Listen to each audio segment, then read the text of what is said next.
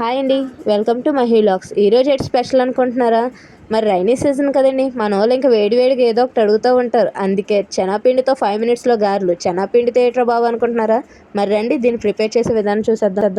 ముందుగా ఒక 2 ఉల్లిపాయలని సన్నగా తరిమేసుకొని అందులోని మనకి టేస్ట్కి తగినంత ఉప్పు వేసుకొని బాగా కలిపేసి ఒక గంట ముందే పక్కన పెట్టాలండి. అలా పక్కన పెట్టుకున్న దాంట్లో ఒక 2 పచ్చిమిర్చి సన్నగా అంటే రౌండ్గా కట్ చేసుకొని అవి కూడా అందులో కలిపేసుకోవాలి. ఆ తర్వాత అల్లం అవి కూడా చిన్న ముక్కల కింద కట్ చేసుకొని అవి కూడా వేసుకోవాలి. అందులో కరివేపాకు, కొత్తిమీర అట్లను కూడా చిన్న చిన్న పిప్ కింద చేసుకొని వేసుకోవాలి. ఇందులోకి కారం, పసుపు, కారం రుచికి తగినంత, అంటే ఎక్కువ వేయొద్దు, ఒక హాఫ్ స్పూన్ అయితే సరిపోద్ది. కారం, పసుపు అవి కూడా వేసుకొని ఒక కప్పు వరిపిండికి దాంతో సమాంతరంగా అదే కప్పుతోటి శనగపిండి అయితే పడుతుందండి. ఆ 2 కూడా వేసుకొని కొన్ని వాటర్, అంటే ఎక్కువ వేయొద్దు, ఎక్కువ వేస్తే పేస్ట్ కింద అయిపోద్ది. కొన్ని చుక్కలు వాటర్ వేసుకొని బాగా కలుపుకోవాలండి. ఆల్రెడీ మనం ఇది ఉల్లిపాయల్లోకి ఉప్పు అది కలుపుకున్నాం కనుక అది ఆల్రెడీ వాటర్ అన్నది మనకి ఇవ్వడం జరుగుతుందండి.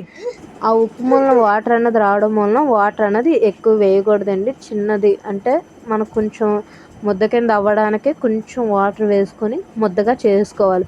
జురుగా కట్ట చేస్తే కనుక గారె అన్నది పర్ఫెక్ట్గా రాదండి. అందుకనేసని కొంచెం వాటర్ వేసుకొని 2 చుక్కల మీద వాటర్ వేసుకొని కొంచెం గట్టి పేస్ట్ కింద కలుపుకోవాలి. జుర్రుగా కట్ట కలిపేయొద్దు. ఇలాగ బాగా కలపాలండి.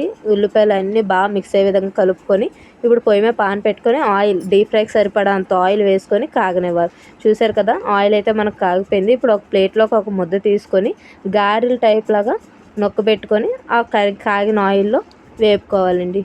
ఇప్పుడు ఆయిల్ అన్నది మనకు కాగిందో లేదో పర్ఫెక్ట్గా తెలిసింది. చూసారు కదా, అలా బుడగల కింద వచ్చిందంటే మనకు ఆయిల్ అది పర్ఫెక్ట్గా కాగినట్టు లెక్క. ఇప్పుడు మనకు ఎన్ని గారెలు కావాలంటే అన్ని గారెలు వేసుకొని బ్రౌన్ షేడ్ వచ్చేలాగా వేపుకోవాలి. ఎక్కువ మార్చకూడదండి, బ్రౌన్ షేడ్ కలర్ వస్తే చాలు.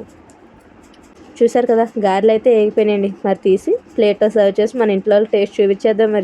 మరి మీకు ఏమైనా వీడియోలు కావాలంటే కామెంట్ బాక్స్లో పెట్టండి. దీని టేస్ట్ కూడా ఎలాగుందో కామెంట్ బాక్స్లో పెట్టండి మర్చిపో. అలాగే ఈ వీడియోని లైక్ చేసి సబ్స్క్రైబ్ చేయండి. Thank you.